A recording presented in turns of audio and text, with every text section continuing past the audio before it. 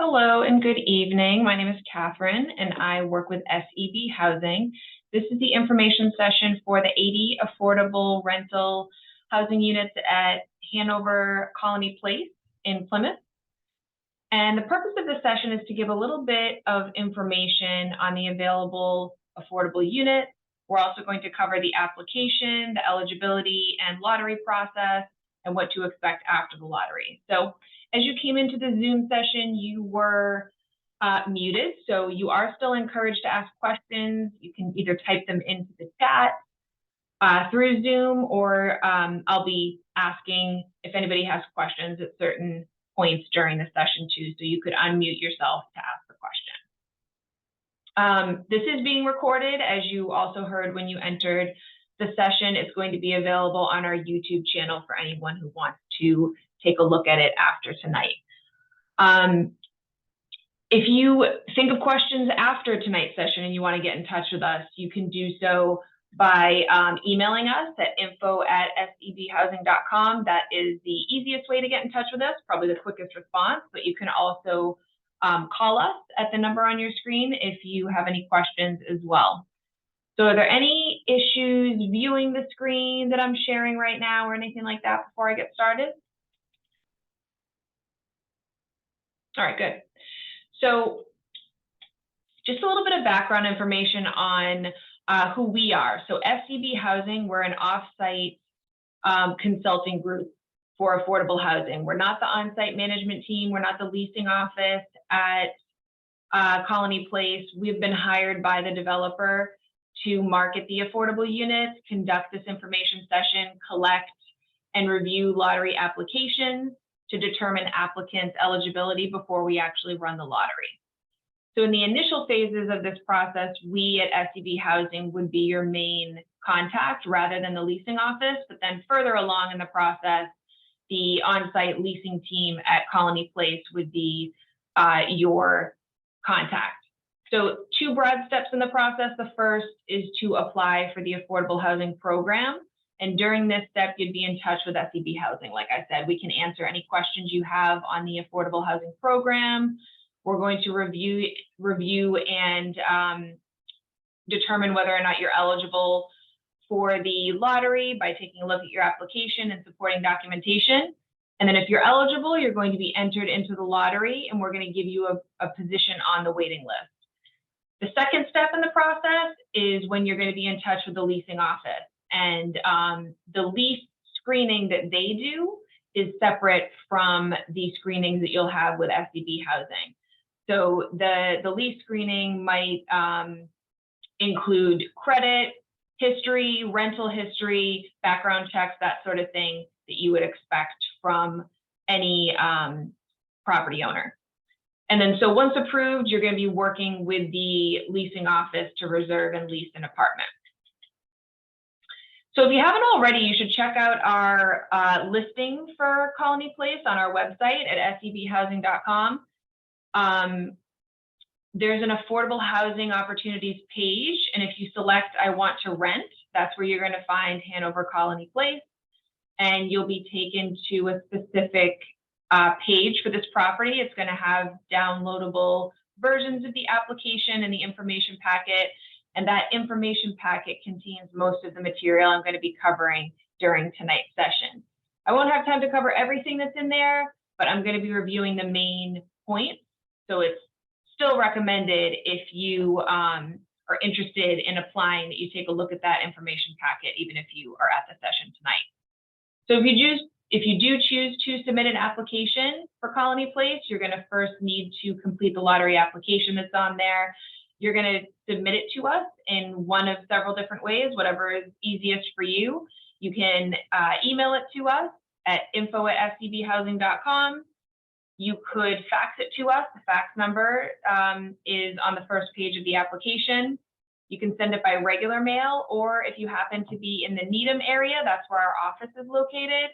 And our office is at 257 Hillside Ave. There is a drop box, a blue drop box at the left side of the building. And that's a secure box that we check each day. So a few different ways to get that application into us, whichever is most convenient for you. We want to encourage you to get the application in early. It is fairly lengthy. You're going to see that when you're reviewing the application, there's a lot of supporting documentation that is required for you to submit with that lottery application. We're going to talk a little bit more about that in a few minutes. Lottery applications are due by 2 p.m. on March 7th, so just about a month from now. And we need to have those applications in hand by, or in our email, I should say, as well, in order for them to be considered. I want to mention you don't have to be a resident of Plymouth for any reason to apply for this lottery. And I also want to mention that I was in touch with the developer on Friday, and they have confirmed that the affordable units are not going to be immediately available after the lottery, which is going to take place on March 15th. They do expect the units to be available in late April, but they're saying that the dates could slide back a little bit from there.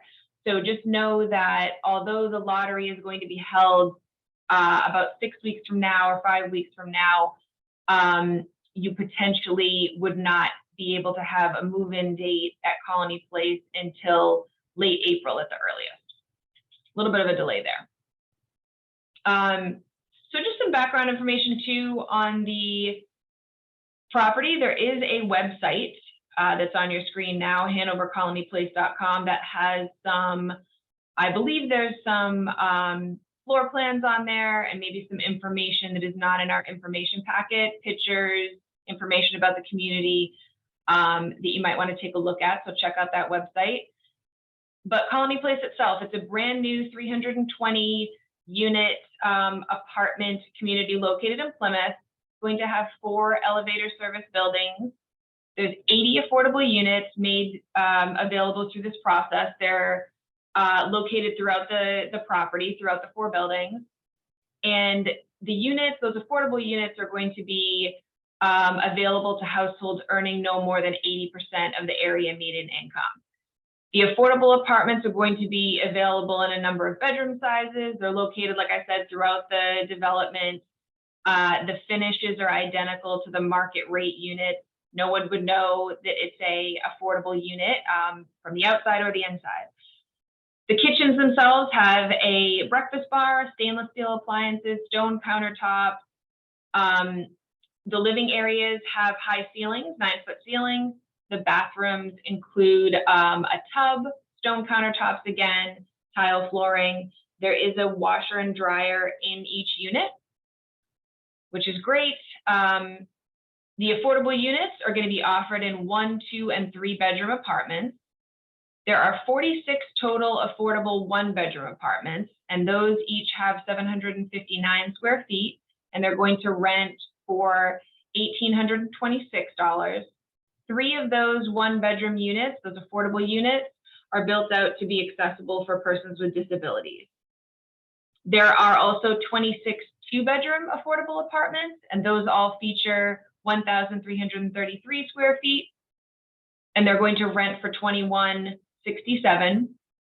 One of those 2-bedroom units is built out again for persons with disabilities.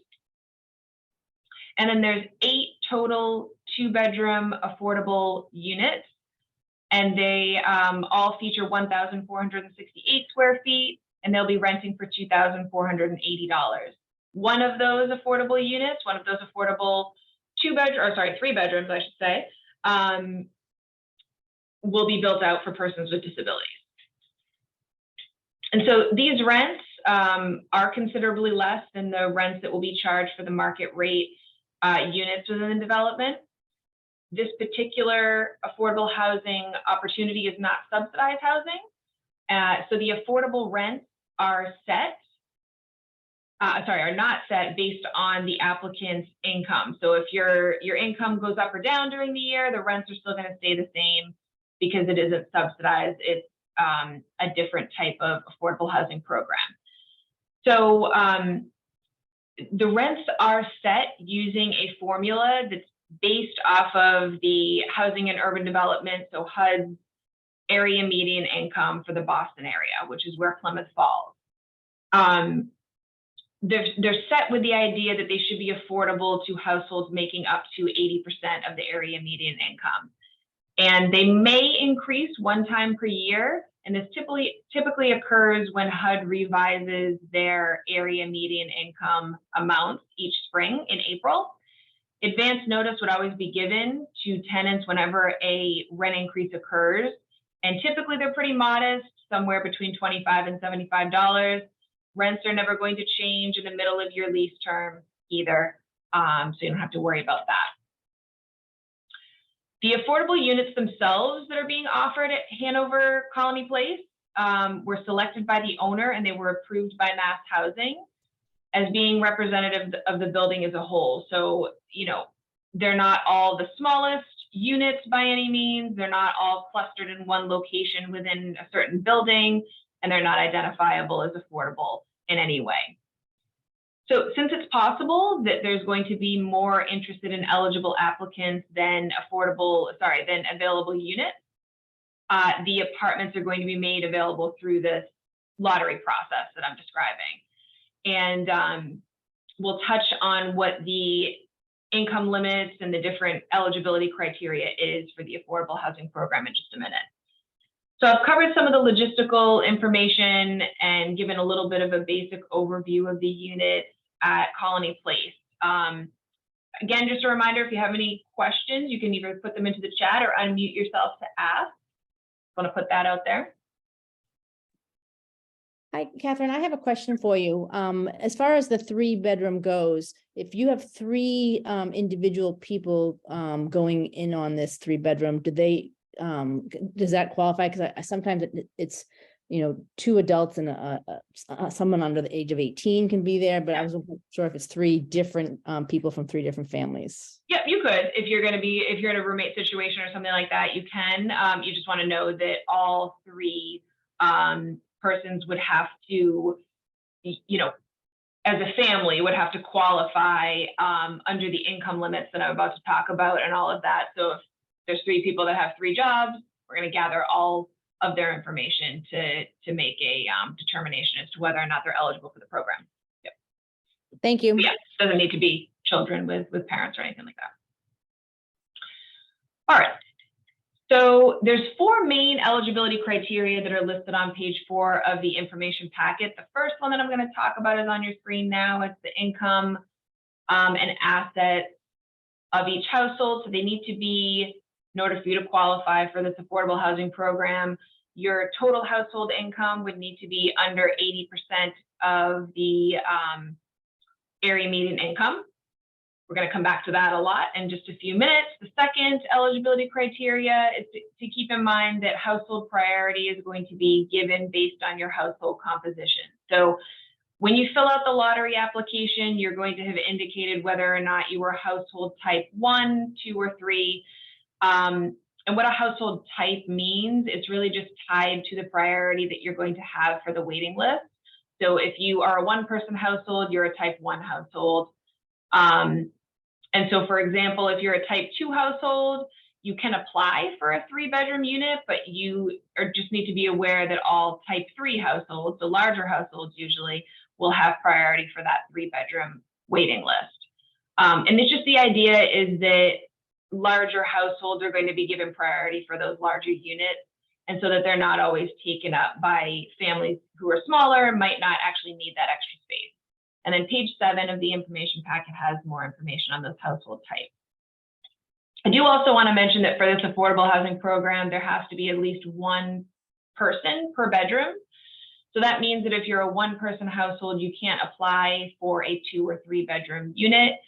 And a 2-person household cannot apply for a 3-bedroom unit unless there is some sort of reasonable accommodation that needs to be considered. So if there's a household member with a disability and they need an extra bedroom because of that, then that can be considered. The third eligibility criteria is that you cannot own a home upon move-in at the time that you sign your lease. So if you own a home now, you can still apply to rent a unit, but you would need to sell your home prior to leasing a apartment at Colony Place. And then the fourth and final eligibility criteria, this doesn't come up very often, but households can't have financial interest in the development and can't be considered a related party. What that means is if you work for Hanover companies or if you, are related to them in some way, you may not be eligible for the lottery. Just keep that in mind. And then to circle back too on the first eligibility criteria to explain more. So income and assets of households. There are income limits because these are affordable units. They're only being made available at these lower prices to households who qualify for the program. So the maximum income limits are on your screen now. They're set by household size. So everyone who is going to be living in the apartment who is going to be listed on your lease would be considered your household size. So you'll see here, if you're a one-person household, your total household income could be up to $78,300 to be eligible for this program. All household members are going to be required to submit the supporting income and asset documentation that's needed. And the required documents themselves vary depending a little bit on your source of income and all of the people that are in your household. So, but for everyone, this is true for every household, you will need to have a copy of last year's or the most recent year's federal tax returns and copies of bank statements for the last 3 months.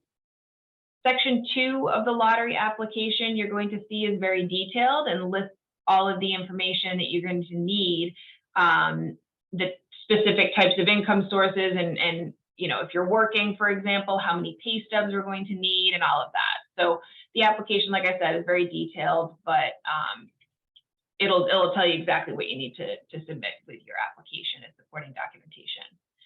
And then just to give a basic overview of how your income is going to be counted, income for this affordable housing program is counted as a projection of your income over the next year. So over the next 12 months, what income is coming in for all the household members. And again, this is for all household members. So it includes bonuses and overtime, things that you may not think of necessarily because it's not part of your salary. The only exceptions to that are minors. So anyone under the age of 18 in the household who's working, earning a wage, we're not going to count those wages. And then also for dependent full-time students who are working, who are over the age of 18, or 18 or over, I should say, we're only going to be counting the first $480 of those full-time student wages. We are required to count gross income, not net. So the amount that you make before taxes, even though we recognize you don't take the full amount of your salary home, it is required that we count that when we're considering whether or not a household is over those income limits. And then, of course, everyone's income circumstances are unique. So some applicants are going to have consistent weekly salaries throughout the year. Other people are going to be self-employed or maybe working seasonally. In those circumstances, when it's not quite as clear what the household income is, we may need to look back further into the past in order to project what your anticipated income is for the next 12 months. So again, we might be asking for more, pay stubs, for example, and things like that if you're self-employed or working seasonally. And then specifically for applicants who are self-employed, you're going to need to complete a profit and loss statement and provide supporting documentation for your business. There is a template for a profit and loss statement included at the end of the application if you need one. And there's also a sample there of how to fill it out. But if you're self-employed, your business expenses are going to be considered. But for any household who isn't self-employed, it is going to be that gross income that we need to count, like I mentioned. So in general, again, any income that you have been making, we're going to need to continue, or we're going to assume that you're going to continue making it in the next year unless we have some sort of definitive documentation showing that you're no longer earning that income source. So for example, that could be a letter from your employer that's confirming that bonuses or overtime are not going to be allowed in the coming months or year. But we aren't permitted to accept statements from applicants. So if we, all the documentation that we have, your tax returns, your pay stubs for the last few months are showing that you've made $80,000 in the last year, but you're reporting that you're actually planning to work a lot less in the coming year, we still would need to count that $80,000 unless we have something to consider from your employer that there has been a change. Of course, if you've switched jobs in the last year, you know, we would just need a letter from your former employer to confirm that you're no longer working there. And so the sources of income that you have to keep in mind, it's really, like I said, all income coming into the household, but just to give you a kind of a preview of what's listed on the application, we're looking for you to disclose wage income, Social Security, child support payments, alimony payments, unemployment, workman's comp, pensions, that sort of thing. Any assets that are generating income, periodic payments from friends or family, that sort of thing. There is no minimum income for the program, for the affordable housing program. However, most management teams, including the team at Colony Place, wants to be sure that all tenants who are renting with them can afford the rent regardless of whether or not they're market rate or affordable units. So the management company has set a minimum household income that's equivalent to 2.5 times the monthly rent. Those amounts, again, are listed on the information packet. But if you're looking to rent a 1-bedroom apartment, the approximate minimum household income is $54,780. For a 2-bedroom, the minimum amount that you would need to have as household income is $65,000. And then for a 3-bedroom apartment, your household would need to make about $74,400. Now, if you have a mobile housing voucher, like a Section 8 voucher or an MRVP voucher, you can disregard those minimum incomes that you see because they're not going to apply to you. If you do have a housing voucher, you're going to want to check in with your housing agency or housing authority that issues the voucher to confirm that the rents are within the program's payment standards or maximum rents. The leasing office at Colony Place would also eventually confirm with your housing agency that the rents are permissible with your voucher, but obviously it's best for you to know sooner rather than later if the rents are going to work for you. And then if you don't have a voucher, applicants without a voucher, you're going to have income that is between that minimum income floor that I mentioned and the maximum income limits for the affordable housing program.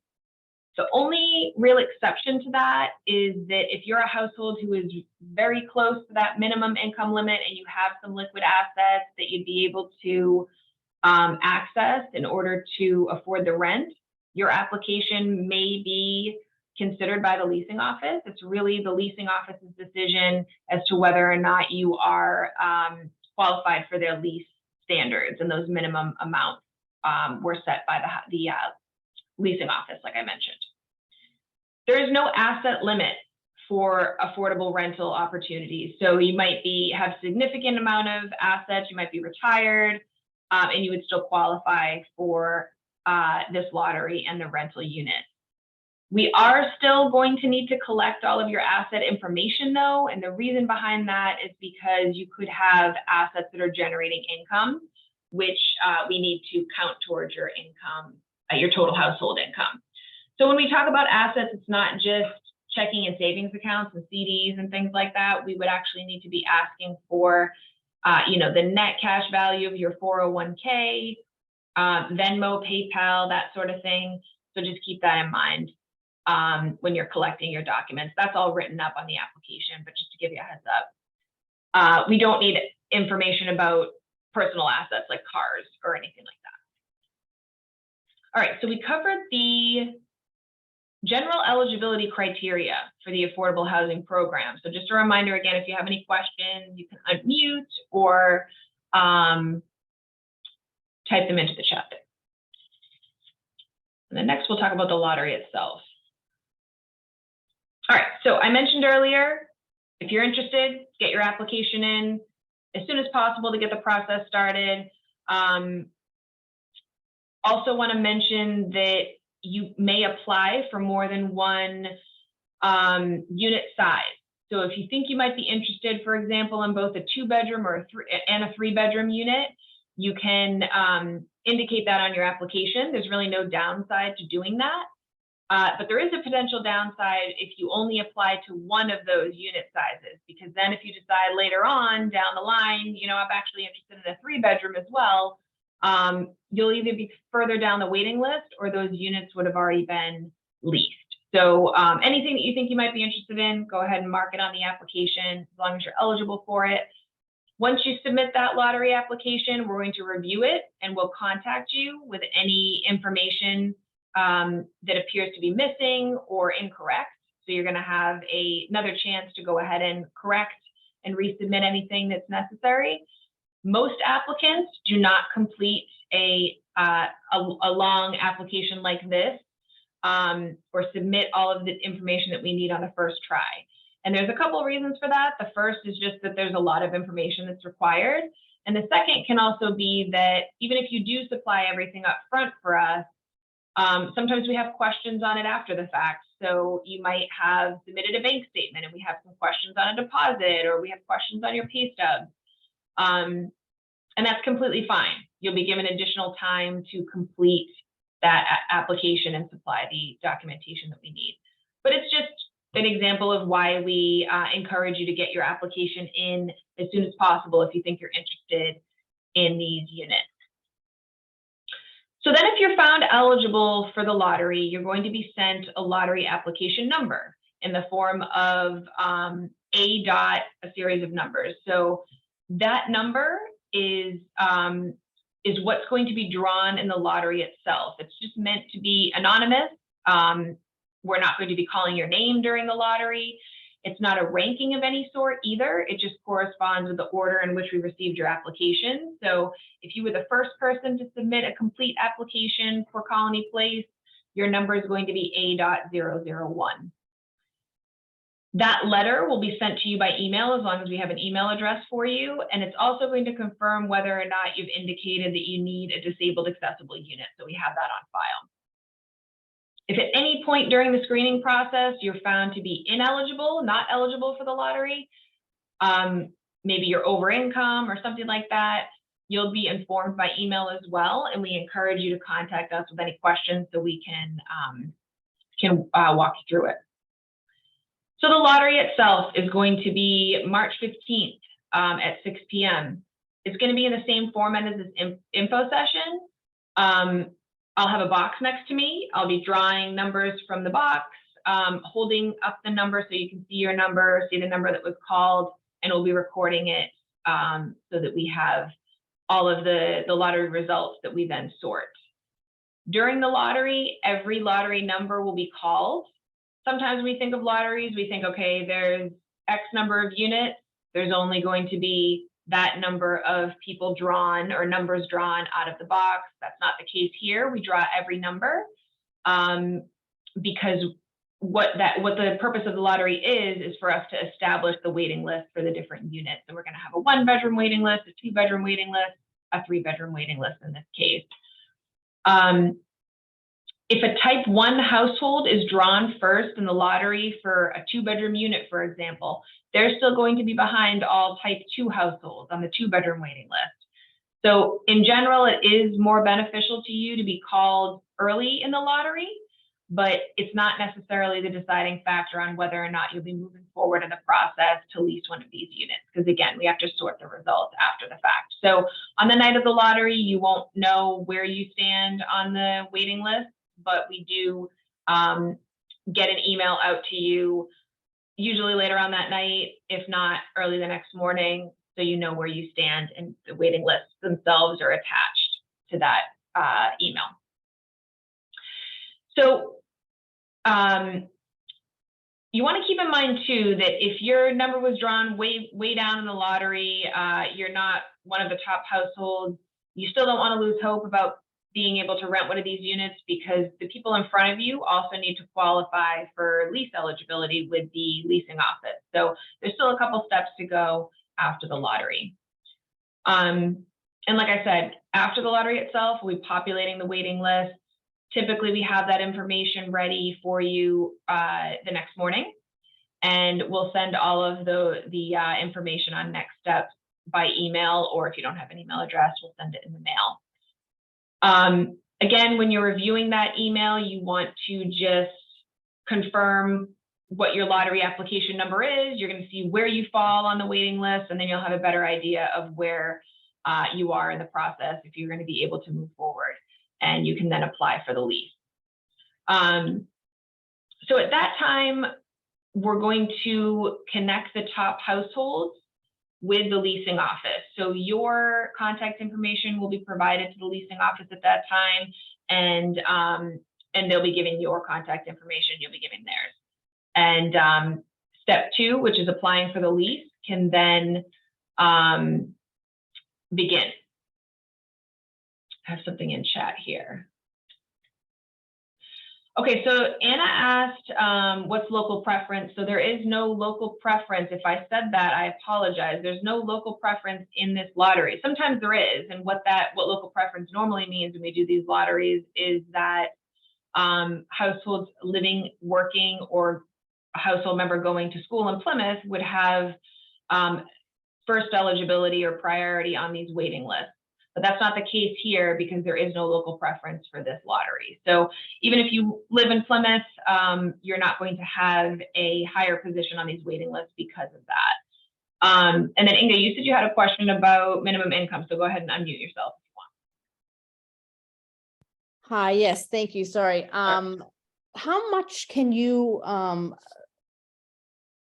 put on the periodic payment from an outside person in order to get to that minimum threshold of the income? It's a good question. I think you can put whatever you're receiving normally as part of your income. If it's, someone in your family supports you, they give you $100 a week, whatever it is, you put that into your income chart as a source of income that your household receives. If you're asking about just like someone who is going to help you, get over that minimum income threshold, it wouldn't be considered income. So you wouldn't be able to list that as a household income. Okay, so if this person already contributes to your household, that's different. Well, it's for my daughter, so she just gets the Social Security income or SSI and has a job that makes nowhere near the minimum 54,000. And so I saw that the periodic payments are there. So I was wondering, if the parents make up the difference to help get to that minimum income, that sounds like it's not gonna fly. Is that correct? Let me get back to you on that, because I don't know how, I see what you're saying, but yeah, she doesn't have a voucher, right? Right, because there's ways of, an ABLE account, which is kind of like a trust fund for folks who have disabilities, that can pay for housing expenses. So if there's money in that ABLE account, it can be used. Yeah, why don't you send me just a private chat message with your email address, and I'll make sure to get back to you on that, just to confirm. Thank you so much. Yep. All right. All right, so at that point in the process, you've been found eligible by SCB Housing. We've sent you the lottery. Well, we've already conducted the lottery, actually. In this process, we've submitted the waiting list results to you. So you have that email from us saying this is where you fall on the waiting list. So at that point, SCB Housing has already completed the lottery and the program eligibility screening, but you haven't yet been screened for lease eligibility by the leasing office at Colony Place. So the management company is going to do that. And like I said, that's going to be the typical credit check, rental history, background check, that sort of thing. Be aware that at that point, the leasing office might be inviting more households than they have available units to move forward. So at Colony Place, there are 8 3-bedroom affordable units, but there might be more than 8 households who were invited off of the waiting list to complete the lease screening. And this is typical for management companies to do. It often is happening because the process of leasing units can get slowed down by households who don't qualify or don't follow through in the process. So there's a slight chance, or at least a chance, that you could be asked to move forward with submitting a lease application, but then all of the units are accounted for by the time you are screened. But hopefully that doesn't happen. So just want to make you aware of it. So if you're the first household on the waiting list, you don't want to immediately inform your current landlord that you're giving notice to move into one of these units at Colony Place. And that's just because you haven't yet been screened by that management office. So just because you get the email saying, you know, I was drawn first in the lottery or I am first on the waiting list, you want to just hold off until you have been fully approved. And so this is the point in the process where having a position near the top of the waiting list is particularly beneficial. If you're at the top household on a waiting list, you have the first chance to reserve an affordable unit once you've been approved by the leasing office. So if you have the top position, for example, on the 2-bedroom waiting list, you're going to have the first choice at reserving one of those affordable 2-bedroom units. And so this is true even if someone behind you on the waiting list happens to complete their lease eligibility with the management office before you do. So you'll be able to tour the unit, make your decision based on whatever's important to you. Maybe you want to be in a certain part of the building, certain area of the building. You want to have a lease date at a certain time. If you're the second person on the waiting list, you're going to have a second choice at the remaining units after the first household on the waiting list has chosen their unit, and so on. I don't know if this is going to come up for Colony Place, but I want to mention this as well. So SEB Housing, our program certification. So when we have certified your income and all of that, our certifications are good for 6 months. So if for any reason you move into a unit at Colony Place beyond that 6-month mark, so if we gather your information and we've certified your household in March of this year, it would be good until September of this year. And if you're moving in after September, for example, you may need to provide updated documentation to us just to confirm that you're still eligible for the program. So just keep that in mind. Once you're leased, you are done with screenings until your lease renewal date, which is 1 year after you sign your lease. So at that point, we hope you've enjoyed your unit and you want to continue living there. Beyond the first year of the lease, if you do, you're going to need to recertify your income annually with the management office prior to that lease renewal. If during the year your income has increased and is now above that 80% of area median income amount that you saw earlier in our slides here and in the income pack in the info packet, that's fine. Your income can increase. Households are going to remain eligible for the affordable program as long as your income doesn't exceed 140% of AMI at that first year. Page 16 of the information packet lists those 140% figures for the different household sizes, but just to give you an example, a household of 2 people, a 2-person household would have qualified for this lottery with an income at or below $89,500. That same household can make up to $125,300 at the time of their recertification in order to remain eligible to rent an affordable apartment. So it can go up quite a bit, which is good. You don't have to worry about getting a raise or anything like that. It would still potentially it'd still be eligible for that unit. Sorry, just copying and pasting something here. Okay, so that really about covers what I was going to, or what I wanted to get to tonight. The information from the lottery, the information packet, and again, if you are interested in applying for one of the units at Colony Place in Plymouth, you can look at the listing again on our website and take a look at that information packet. The lottery application again, if you have questions that you don't think of tonight, but when you're reviewing that lottery application that if you have questions for us, info@scbhousing.com, and I'll go back to where that email address is for you. You can contact us there. And if you have any questions right now too, go ahead and either type them into chat or unmute yourself. I'll stick around for a few minutes. And Inga, I'll get back to you as well. I just copied your info Great. here. So I have a couple questions for you. So Yep. what happens if the lottery is oversubscribed? So there's more people who apply than there are of the 80 units. What is that process for the wait list? And then conversely, if you don't have enough people apply for the units, do they get just taken over by market rate rents, or are they still open until somebody fills them that's affordable? Yep. So to answer your first question, if it's oversubscribed, that's what the waiting list is for, basically. So you're going to have the email that is sent to applicants after the lottery.